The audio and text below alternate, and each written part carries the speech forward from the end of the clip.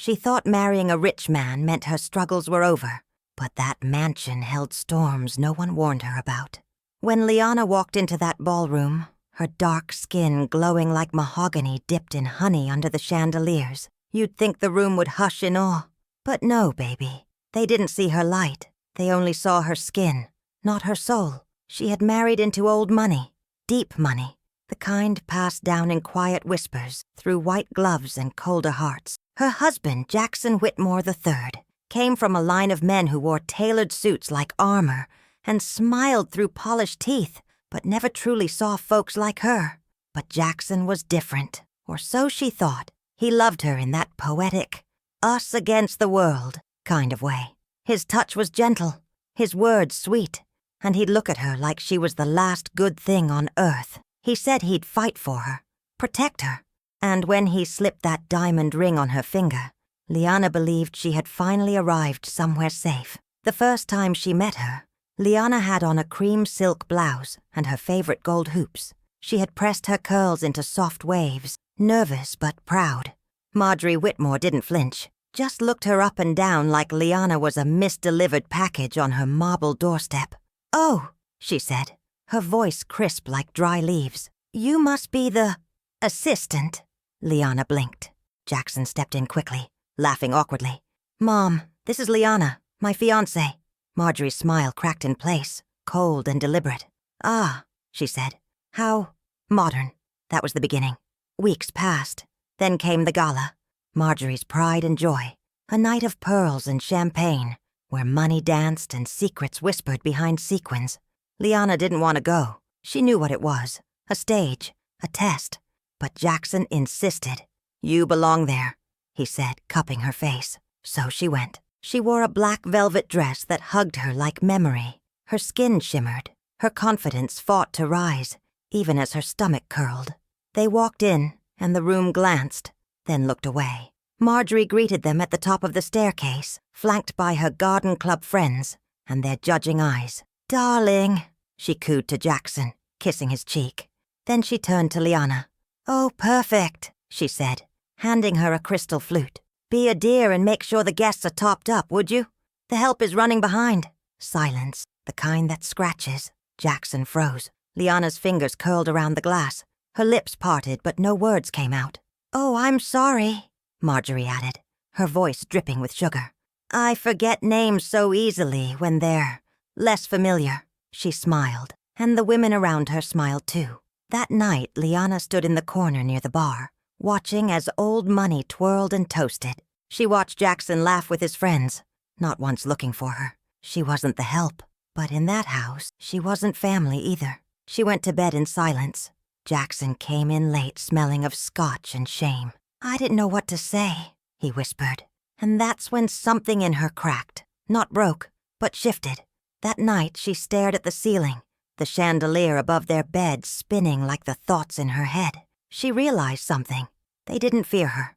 They didn't hate her. They just dismissed her. And that, baby, that's a different kind of cruelty.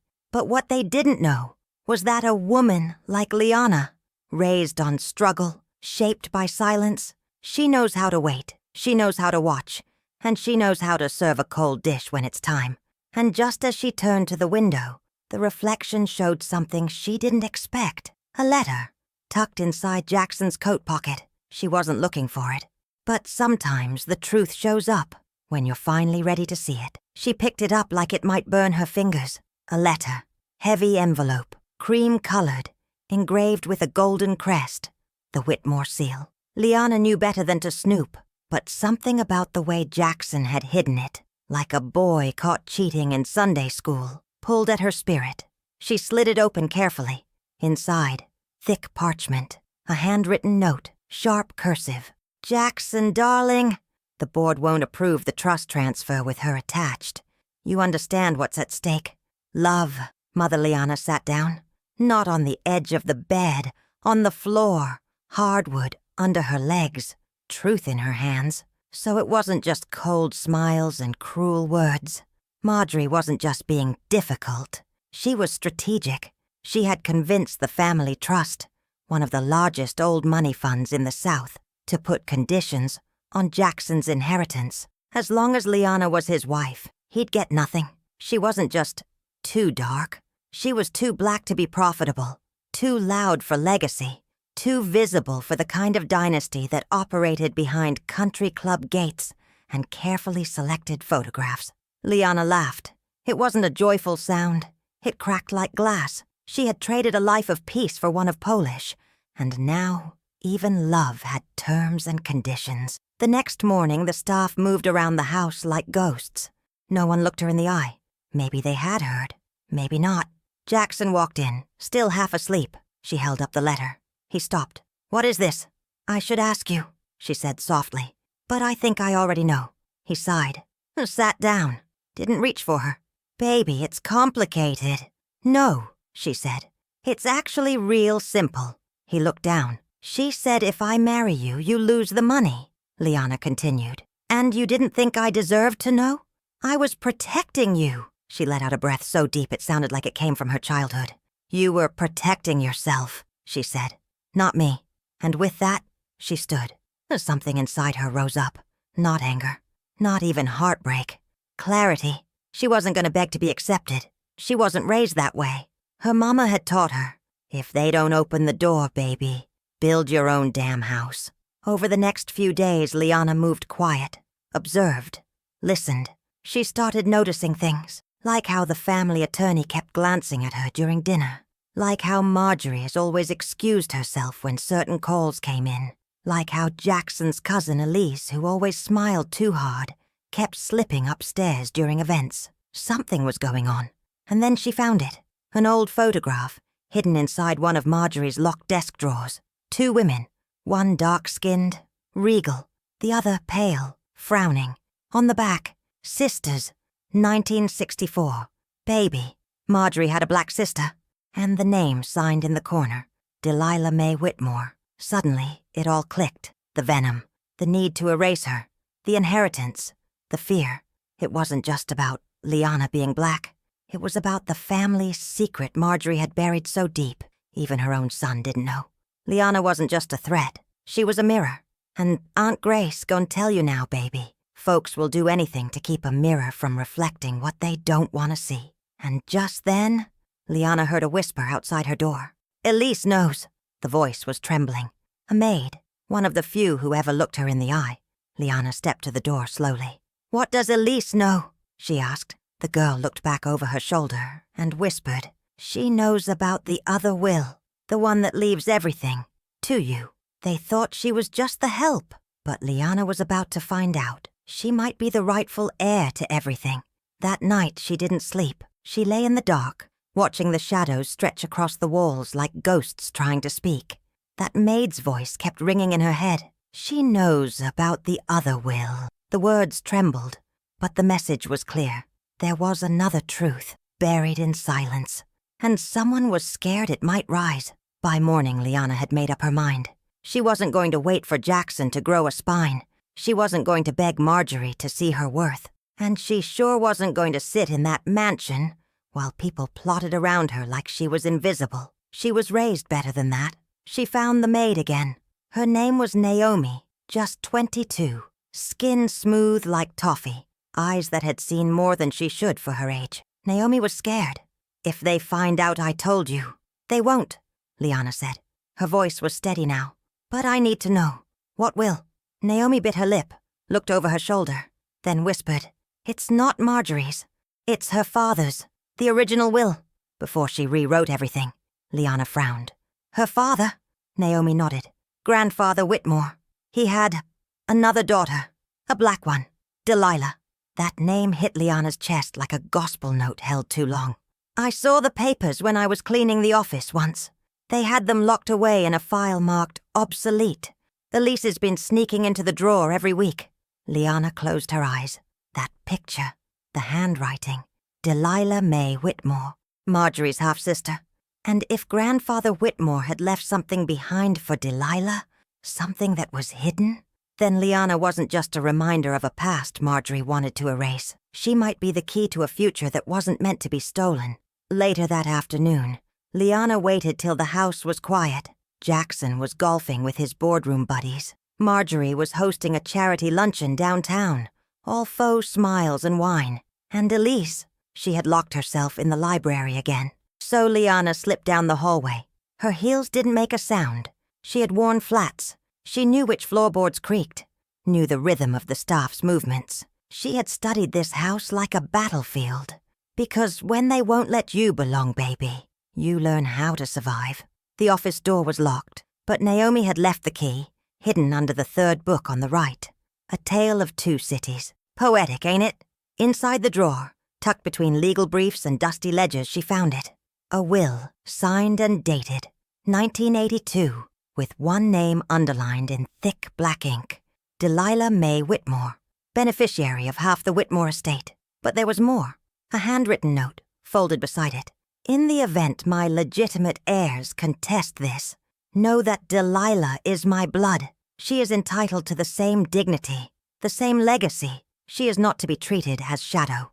Liana held the paper close to her chest. For a moment, the room felt like it was spinning. She wasn't imagining things. She wasn't overreacting. This family had buried a woman, and with her, they buried truth. But now that truth had a voice again, and her name was Liana. She turned to leave, but froze. Elise was standing in the doorway, eyes sharp, lips tight, blonde hair pulled back like a noose. "I knew you'd go snooping," she said, voice like a knife dipped in honey. "That drawer was bait." Liana stared at her. "Calm. I ain't a mouse," she replied. "And you ain't no trap." Elise chuckled. "You think you've uncovered something. That paper means nothing now.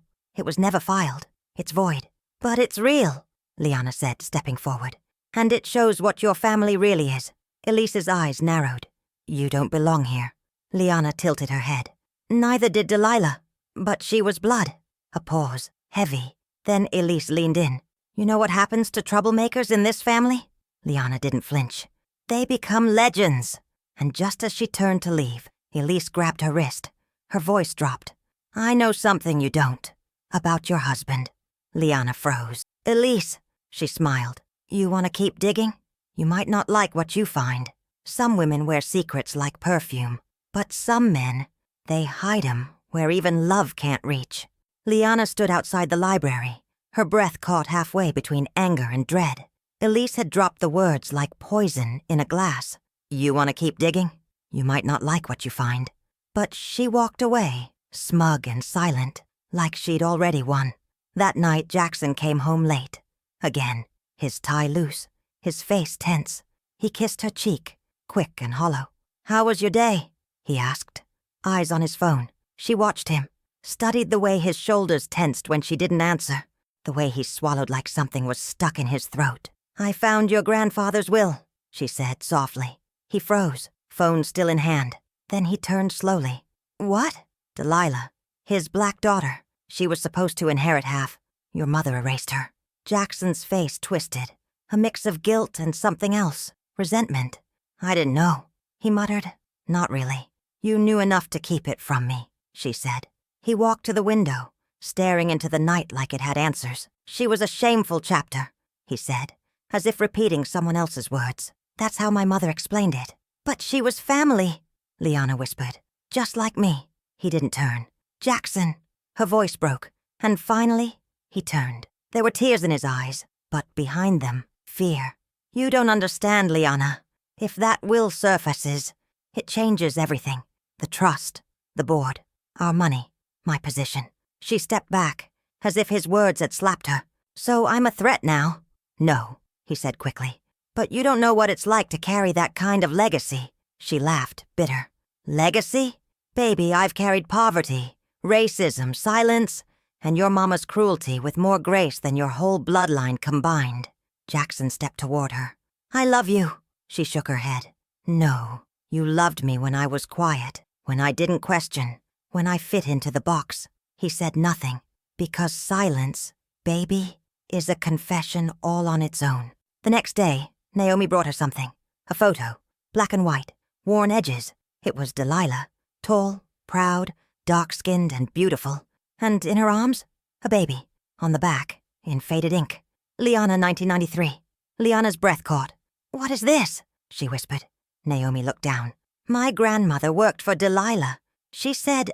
She had to give you up, to keep you safe from them. Liana's knees buckled. Her mother was Delilah. She was the daughter of the woman they erased. She didn't just marry into the Whitmore family. She was the Whitmore family. By blood, by legacy, by right. And now, that cold mansion, it belonged to her more than any of them. But blood don't make people family. Truth does. And now she held it in her hands. But baby, truth comes with a price, because someone else knew that photo was missing. And that night, when Liana went to her room, her suitcase was gone. Some betrayals wear perfume. Others, they pack your bags before you even know you're leaving. Liana stood in the doorway, staring at the empty closet. The hangers swayed like ghosts in the wind. Drawers open, her dresses gone, her photographs missing. Only thing left was the echo of her own breath. For a second, she thought she was dreaming, but then she saw it. A note, folded neatly on the nightstand. Not a goodbye, not an apology. Just one word, rest. Her hands trembled. She walked through the house like a shadow, past the oil portraits, past the marble floors, past the staff who now looked away as she passed. Jackson wasn't home, but Marjorie was, and she was waiting. Liana found her in the solarium, surrounded by orchids that looked prettier than they smelled. Marjorie sipped tea like a woman born in another century, not a hair out of place. "Looking for something, dear?" she asked, voice like porcelain. "My things are gone." Marjorie didn't blink. "I thought you might enjoy a little retreat, a spa, fresh air, somewhere far." Liana stepped closer. "I didn't agree to leave." Marjorie smiled. "Oh, sweetheart, this isn't about agreement. This is about protection. For you, for Jackson, for the family name." She set her teacup down gently, like she was handling bones. "You've brought complications, Liana. I understand it's not your fault, your background, your lineage, but we simply can't allow scandal." Liana's fists clenched, her heart thundered. "I am the scandal," she said softly. Marjorie raised a brow. "Delilah's child?" she said, voice tightening. "You should have stayed forgotten."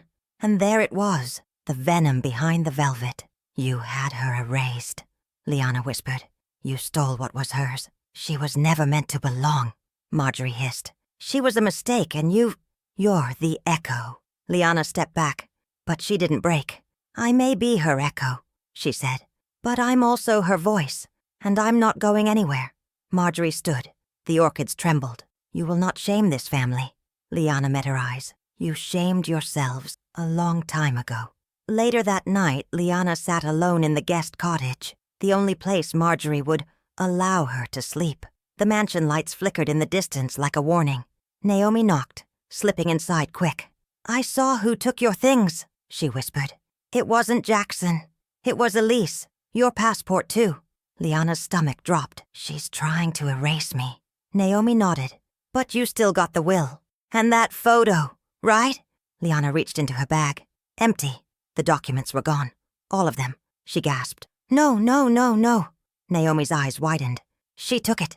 She can't take what I know," Liana said, standing up. "She can burn the paper, but she can't burn the truth." Her voice was shaking but strong. A storm was building, and Liana was no longer hiding from it. She was it. But just as Naomi turned to leave, a sound echoed through the window. A scream, sharp, panicked, from inside the main house. Liana ran to the door. In the distance, Elise was crying. And Jackson! He was holding something in his hands, something small, something black. Liana's passport, burning. You can burn a passport, baby, but you can't burn the truth, and you sure can't silence a woman who's already walked through fire. Smoke curled into the summer night, soft and bitter like a lie. Liana ran across the garden barefoot, heart pounding against her ribs. Naomi behind her, crying her name. By the time she reached the back porch, Jackson was standing in the grass, arms limp, face pale. Elise knelt beside him, pretending to comfort, crocodile tears on a porcelain face. Liana pushed past them. "What did you do?" Jackson looked at her, eyes wet, haunted. "I didn't mean to." She grabbed the half-burnt passport from the ground, embers still glowing. "You destroyed my ID, my only proof." Elise stood, dusting herself off. "It was an accident." Jackson he dropped a candle. Liana stared at her. Stop lying. You stole it. You planted the will, then burned it. Jackson tried to speak, but Liana cut him off. No. No more excuses. You watched them erase Delilah, and now you're letting them erase me. Jackson looked down. Defeated, she turned to Elise. I'm going to the board. Elise's smile cracked. You have nothing. Liana stepped forward, fire in her veins. I have a name. I have the truth. And I have the right. Elise whispered. You won't get far. Liana smirked. Watch me. The next morning, Naomi gave her an envelope. I made copies, she said. Inside, scans of the will, the photo, and the letter from Grandfather Whitmore. Liana hugged her tight. Why are you helping me? Naomi smiled. Because my grandmother worked for Delilah, and she made me promise never let her be forgotten. That evening, Liana walked into the Whitmore boardroom. 15 men in suits, 12 white, 3 black, all surprised to see her. She stood tall, no makeup, no fear. My name is Liana May Whitmore, she said, daughter of Delilah, granddaughter of your founder. Murmurs rose. I know you've been told I don't belong, but legacy isn't about skin. It's about truth, and the truth is, this family has denied its own for decades. She laid the copies on the table. Silence. Then one older man stood, his hair white, his eyes soft. I knew Delilah, he said. She was kind, brilliant. She deserved better. Liana held back tears. Now it's time to make it right. That night, the vote passed. The board moved to reinstate Delilah's name in the family trust. And Liana, she was granted a seat on the foundation's board, her name etched in the marble plaque in the foyer. When Marjorie found out, she didn't scream. She didn't curse. She just sat in her garden, silent, watching her empire slip from her fingers, not with noise, but with grace. Because sometimes, baby, revenge don't come loud. It comes wearing heels, holding her head high, and carrying her grandmother's name like a sword. But just when Liana thought the war was over, a letter arrived in the mail. No return address. Inside, a birth certificate, and one line, written by hand. Delilah had 2 children. Find your brother. They thought the fire was over. But baby, sometimes the hottest embers are the ones hidden under ash. Liana stared at the certificate, her hands trembling. Delilah May Whitmore. Mother. 2 children. She read it over and over, trying to make the words lie. But they didn't. She wasn't an only child. She had a brother. Somewhere out there, someone shared her blood. Someone who carried the same scar of being born in silence and raised in the shadow of a secret. But the certificate didn't name him. Only initials. DMW Jr. Her heart dropped. Who was he? Where was he? Did he know about Delilah? Did he know about her? And most of all, who had sent this letter? Naomi was the first person she called. They sat on the porch, the air thick with southern heat and sweeter with truth. I never heard of a brother, Naomi said. But my grandmother, she used to say Delilah lost more than people knew. Lost? Liana asked. Naomi nodded. She had to give you up. And someone else, a boy. She said the father's family took him, raised him far away. Liana's chest tightened. So there's a whole piece of me out there, she whispered. And they hid him too. The next day, she went digging. Deep. She visited county records, traced every hospital registry with the name Whitmore, every adoption between 92 and 95, with a black child under a white guardian's name. And there it was. One match. David M. Whitmore, born February 11th, 1992, adopted by a private family in Savannah, Georgia. She wrote the name down slow, like it might vanish if she rushed it. Her hands were shaking again, not from fear, from possibility, because now the fight wasn't just about reclaiming a name. It was about finding what they took from her. She drove to Savannah alone. No guards, no Jackson, no lies. The address she found led to a quiet neighborhood. Spanish moss hung from the trees like sleeping ghosts. The house was small, white and plain, American flag on the porch. Wind chimes singing something sad. She knocked. A woman answered. White, late 60s, eyes heavy. Yes? I'm looking for David, Liana said. The woman paused. Who's asking? I'm his sister. A beat, and then the woman stepped aside, her lips tight. He's not here, not anymore. Liana's heart sank. He died. The woman shook her head.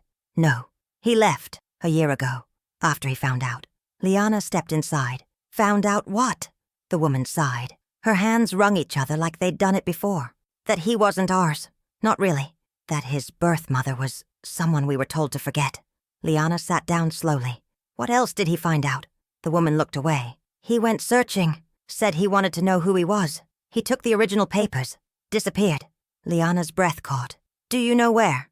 The woman reached into a drawer. He left a letter. Said if anyone came looking, give them this. She handed it over. Liana opened it with trembling fingers. It was short. If you're reading this, I've already seen your face. The gala. You stood in front of the fireplace. Black dress. Gold earrings. You looked like our mother. Liana gasped. He'd seen her. He knew. He had been at the gala. She flipped the letter over. One more line in small print. Don't trust Jackson. He knew. And baby, that's when the earth shifted beneath her feet. Some truths you dig for. Others, they rise up on their own, like roots breaking through concrete. Liana sat in her car, gripping the steering wheel like it might fly away. He knew. Jackson knew. He knew about David, about Delilah, about the second child. And he never said a word. She drove back in silence, the highway stretching before her like a wound. The sky grew dark, but her thoughts were darker. He saw her. Her brother saw her. At the gala, and said nothing. Had he tried to speak? Had he been turned away? Hidden? And Jackson, her husband, her supposed protector, had buried that knowledge like a family secret. When she got back to the mansion, the lights were out. She found Jackson in his office, alone, whiskey in one hand, guilt in his eyes. She didn't knock. Where's David? She asked. He looked up, startled. I don't know. Don't lie to me. He stood. Liana, please. Let me explain. She walked in slow. Her heels echoed like thunder. You knew I had a brother. You knew who he was. You saw him at the gala. Jackson dropped his glass. It shattered. She didn't flinch. He reached out to you, didn't he? Jackson swallowed hard. Yes, a few months before the wedding. He said he was adopted. Had proof. Wanted to meet Delilah's family. Why didn't you tell me? Because I didn't believe him. I didn't want to believe him. And I knew what it would mean. You knew it would threaten your money. Liana spat. He winced. He asked me to give you a message, Jackson whispered. I never did. Liana's throat tightened. What was it? Jackson looked down, ashamed. Tell her I found her, and I'm not letting go this time. Her knees buckled. She sat in the chair across from him, hands shaking. You kept that from me. I was scared. She looked him dead in the eyes. So was I. Every damn day in this house. But I never stopped showing up. Silence. Heavy. Drowning. Then she stood and walked toward the fireplace. Above it, a portrait of the Whitmore lineage. White faces in golden frames. She reached up and pulled it down. It crashed to the floor. Glass splintering. I'm done asking to be seen. She turned to leave. Jackson whispered. Where are you going? She paused at the door. To find my brother. But before she could open it, Naomi rushed in. Liana. She was breathless. There's been a car crash. A man. Black. Mid-30s, no ID. But he had something on him. She handed over a keychain. Liana took one look. It was shaped like a chess piece. A black queen. The same one she had as a child, given to her by her mother. Delilah always said, one day, you'll find the king. Liana's lips parted. It's him. She ran into the night, and the hospital doors were already open. Sometimes we don't recognize family by blood. We recognize it by the ache they leave inside us. The hospital smelled like bleach and grief. Liana walked through its fluorescent hallways like a woman chasing a memory she never had. The receptionist had said the man was in critical condition. No ID. Brought in from a two-car collision on the outskirts of Savannah. He had no phone, no wallet, just that keychain, that black queen. The same one Delilah had slipped into her crib the night she was taken. Liana pressed it to her chest as she walked into room 214. And there he was, bandaged, bruised, still, but breathing. His skin a shade richer than hers, lips full like their mother's, hair tight coiled, unruly, and beautiful. He had her nose, her cheekbones, and when his eyes fluttered open, just for a second, he looked at her like he knew. She stepped forward, voice trembling. David! His lips parted. A whisper escaped. Lee! And then he slipped back under. Machines beeped. Nurses came rushing. But Liana didn't move. She sat beside him, took his hand, and said the words neither of them ever got to hear growing up. You're not alone anymore. 3 days passed. He didn't wake. But she stayed, read old poetry to him, sang the hymns her foster mother used to hum when the lights went out, told him stories about Delilah, even if she barely remembered them. On the 4th day, a nurse pulled her aside. He's healing, but he was looking for someone. Had been for years. All he had was that keychain and a photo of a baby girl. Liana blinked. What photo? The nurse handed it to her. Curled edges, faded colors. But there she was, a baby wrapped in a sunflower blanket, the same one from the photo Naomi found. On the back, in scribbled handwriting, for my baby sister. I'll find you. Liana pressed it to her lips, then went back into the room and whispered, You already did. Meanwhile, back at the mansion, Marjorie was pacing. Something was happening. The board had called an emergency meeting. The name Delilah had returned to the official Whitmore Foundation site. Her inbox was flooded with inquiries, rumors, and then came the letter. Hand-delivered.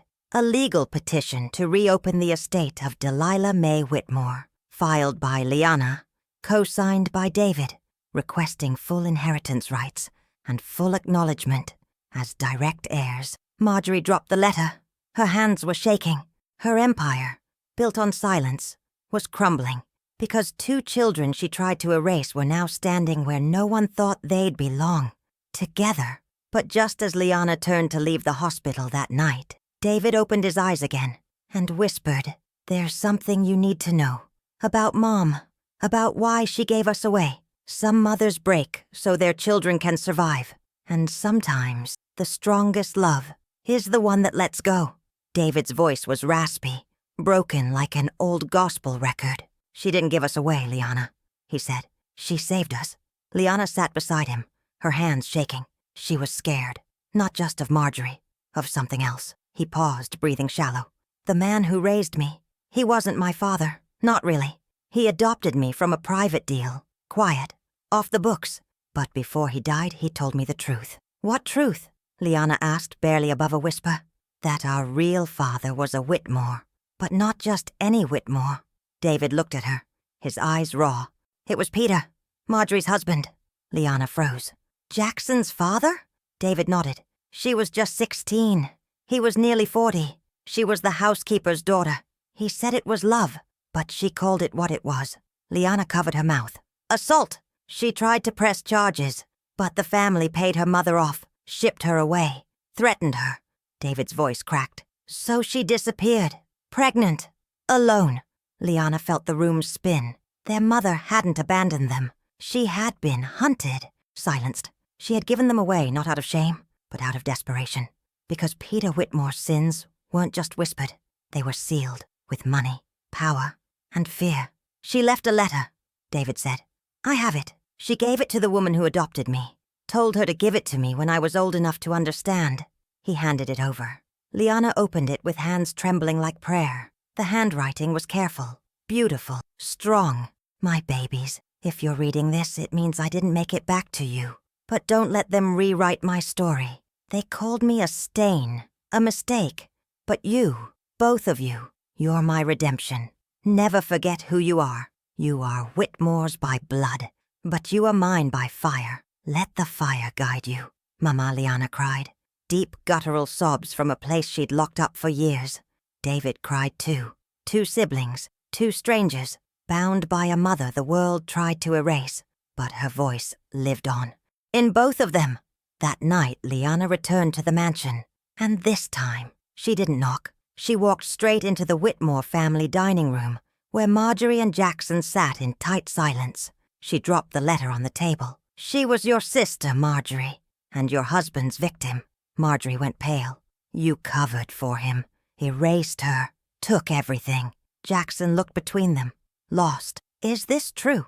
Marjorie didn't speak, because silence, baby, is a louder confession than any word. Liana stood tall. I'm not asking for a seat at the table anymore. She slid a manila envelope across the wood. "I'm taking the whole damn table." Inside, a petition for full control of Delilah's portion of the estate, backed by media evidence, board votes, blood tests, public pressure, and David's statement, signed and notarized. Jackson swallowed. "What do you want?" Liana leaned in, her voice calm, sharp as truth. "I want her name on every wall, her portrait over the fireplace, her story told at every gala. I want a scholarship in her name for every black girl told she's too dark to matter." She paused. "And I want you to sit in the front row when the world finds out who really built this empire." Marjorie stood, eyes wide. "You can't do this." Liana stepped closer. "I already did." And just as she turned to leave, a voice came from behind her. Deep, wounded. "Jackson, she was my aunt," he whispered. "And I did nothing." Liana looked at him. "You still can." He nodded. "I'll tell the truth." But someone else had already started talking. A reporter was waiting outside. And the headline the next morning: "Heiress of a hidden lineage. The Whitmore legacy was built on a lie. She once served champagne at their gala. Now they serve her mother's name on silver." The invitations came in white velvet envelopes, thick cardstock, gold ink. "The Whitmore Foundation. Legacy Gala. In honor of Delilah May Whitmore." Liana stared at it for a long moment. Her hands were steady, but her spirit shook. They had tried to erase Delilah. Now they were using her name to save face. The board had moved quick after the news broke. Journalists swarmed the mansion. Op-eds flooded every media outlet. The hidden sister, the housekeeper's daughter, the inheritance they tried to bury. Some praised Liana's grace. Others called her an opportunist. But she wasn't here for applause. She was here for justice. And poetic justice, baby. It takes its time, but it always comes dressed for the occasion. The night of the gala, the mansion glowed like a cathedral. Cameras lined the entrance. Every Whitmore came dressed like they were mourning and celebrating at the same time. Liana arrived in midnight blue. No designer label, no stylist. Just her mother's bracelet on her wrist, and her dignity draped over her shoulders like a crown. She walked in on her own. Not on Jackson's arm, not behind Marjorie. Alone, but never more whole. Whispers followed her like perfume. "She's the one." Delilah's daughter. "I thought she was the help." She didn't flinch. She walked through that crowd the way her mother never got to. Head held high, eyes forward, heart unbent. At the center of the ballroom stood the new portrait. Delilah, painted in oil, life-size, dressed in white, dark-skinned, strong. Her eyes looking down like she saw everything. A hush fell when Liana stepped up to the podium. She looked out at the sea of white faces, then into the faces of the black women who worked the gala. In the kitchen, at the valet, serving drinks. And she began. "My mother was not a secret. She was a woman the world tried to silence. My mother was not a mistake. She was a woman whose name was whispered in fear, because it held power. My mother was not just the housekeeper's daughter. She was a Whitmore, and she bled to protect that name." She paused, her voice softened. "And I am her echo, her proof, her legacy." Then she looked at Marjorie, sitting stiff in the front row, tears shining in her eyes. Liana gave her nothing. Not hate, not mercy, just silence. And sometimes, baby, that's the loudest answer of all. After her speech, donors lined up to shake her hand. Photographers begged for a smile. But Liana slipped outside, where the real guests waited. The black staff, the women who whispered "thank you" under their breath. The ones who said, "You spoke for all of us." And that was the moment she knew this wasn't about a name. It was about a freedom they could all feel. But just as she reached for her car, a black SUV pulled up. Naomi jumped out. "Liana, your brother. He's missing." "What?" "He left the hospital. And there's a note." Liana took it. "I have to find the man who did this. The man who hurt our mother. I need to look him in the eye." Liana looked at Naomi. "Peter Whitmore is dead." Naomi shook her head. "No, baby. He's not. Some men die. But some? They just hide behind their money and hope memory forgets." Liana rode in silence. The car moved through back roads she hadn't driven since she was a teenager in foster care. Winding woods, rusted signs, moss that hung like regret. David was gone. discharged from the hospital. No calls, no texts, just a note. And a name, Peter Whitmore. Everyone said he had died in 2008. Stroke, quiet funeral, obituary printed once. But the truth? A lie can be printed too. Naomi had dug deeper, found offshore accounts, a property in North Carolina under a shell name, and a nurse, paid in cash. He's alive, Naomi whispered. And your brother went after him. Liana's blood turned to ice, because now it wasn't about justice, it was about reckoning. They reached the address just before dusk, an old estate hidden behind black iron gates, the kind of place where silence had a home. The front door was unlocked. Inside, the smell of medicine and rot. Pictures lined the hall. Old Whitmores in black and white smiling like royalty. And in the center, Peter. Grey hair, sharp eyes, still smug, even in print. Then came the sound, a voice, raised, shaking. Why did you hurt her? David. Liana ran, found him in the study, standing over a wheelchair. And inside it, Peter Whitmore, old, frail, breathing through tubes, but his eyes, still cold. David's fists were trembling. She was 16, he spat. You stole her childhood, her dignity. Peter looked up, and for the first time, showed fear. I loved her, he croaked. You owned her. David hissed. Liana stepped forward. David, stop! He turned, tears running down his face. He made us. Liana walked between them, looked Peter dead in the eye, and said, You made us out of violence, but we made ourselves out of grace. She took David's hand. Let him live with his guilt, alone, forgotten, like he tried to make her. Peter opened his mouth to speak, but no words came, only the sound of breath running out. They left the house in silence, didn't look back, because some ghosts don't deserve closure. They deserve to rot in the ruins they built. Liana looked at David. You came looking for justice. He nodded. And found blood, he whispered. No, I found you. They stood on the porch, the sun rising, their mother's name finally rising with it. But when they returned to the mansion, a package was waiting. No name, no note, just a gold frame. Inside, a photo. Delilah, holding both of them as babies, and scribbled on the back, We are still watching. They tried to erase her. But baby, the spirit of a black woman who loved fiercely, that don't burn, that don't die, that becomes legend. The frame was heavy in Liana's hands. She turned it over again, tracing her fingers across the back of the photo. The writing was old, almost faded, but the words rang louder than any sermon. We are still watching. She held it up to the light. Delilah was smiling in the picture, not just with her mouth, but with her whole being. 2 babies in her arms, David on her left, Liana on her right, and behind her, a garden, but not just any garden, the Whitmore Estates garden. She zoomed in. There it was, the same iron archway, the same stone bench, the very same roses Marjorie prided herself on, which meant Delilah had once lived there, not as a visitor, not as help, but as family. Liana rushed to Naomi's room, the photo in hand. Look, she said. She was here. Naomi studied it, nodded slow. My grandmother once told me Delilah was allowed in the house, before everything, before she got pregnant. Allowed? Naomi nodded. Peter brought her in, said she was a distant relative, young, needing guidance. Marjorie didn't question it, until the belly started growing. Liana's chest tightened. She thought Delilah was his charity. She didn't know she was his sin. Later that night, Liana went into the attic. Alone. She'd avoided it for weeks. Jackson had said it was just old junk. Nothing important. But something in her spirit pulled her there. It smelled like mothballs and dust. Wood creaked under every step. She moved past boxes of linens and antiques until she found an old chest, covered in cloth. Inside, journals, clothing, baby shoes, and letters, dozens of them, all addressed to Peter Whitmore, all written by Delilah. Some opened, most never sent. She opened the one at the top. You said you'd protect me. You said our love was sacred, but now I hear your wife's voice calling me dirty blood.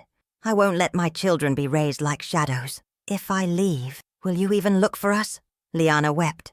Her mother had pleaded, not for money, for dignity, and Peter had left her to disappear. When she returned downstairs, Marjorie was waiting in the library. "You were in the attic," she said flatly. Liana laid the photo and letters on the table. "I found the truth." Marjorie looked down. Her hands trembled. "She was just a girl. You were a woman," Liana said softly. "And you let it happen."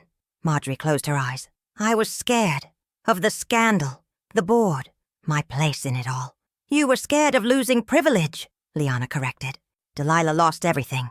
And still, she chose to protect us." Silence. "I never meant to destroy her," Marjorie whispered. "You didn't," Liana said. "She still lives." That week, Liana took control of the Whitmore Foundation archives. She started a new exhibit, The Hidden Root, the Delilah May Whitmore story. With every photo, letter, and journal page, Delilah's truth took up space. Unapologetically, the gala committee tried to veto it. Liana overruled them. And in the center of the main hall, a new sculpture, Delilah, holding 2 children. On the plaque, "From silence, she made song." But just as the final piece was placed, Naomi rushed in. "Liana, come quick. Something's happening." She followed her through the hall, to the boardroom, where 2 men were waiting, one in a suit, the other in uniform. The suited man stood. "Ms. Whitmore, we're with the Department of Justice." Liana blinked. "What is this?" He laid down a folder, thick. "We've been investigating the Whitmore Foundation for tax fraud, concealment of assets, and something else." He opened it. Inside, ledgers, statements, and a sealed testimony. David's. He had turned in evidence from Peter's estate. Millions hidden, under Marjorie's name. Liana turned slowly toward her, and for once, Marjorie had no words, only a look. That said the empire she'd protected was crumbling, because when truth walks in the room, lies run out of exits.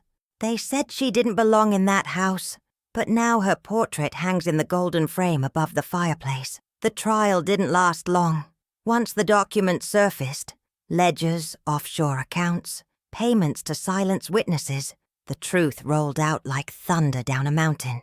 Peter Whitmore had stolen more than innocence.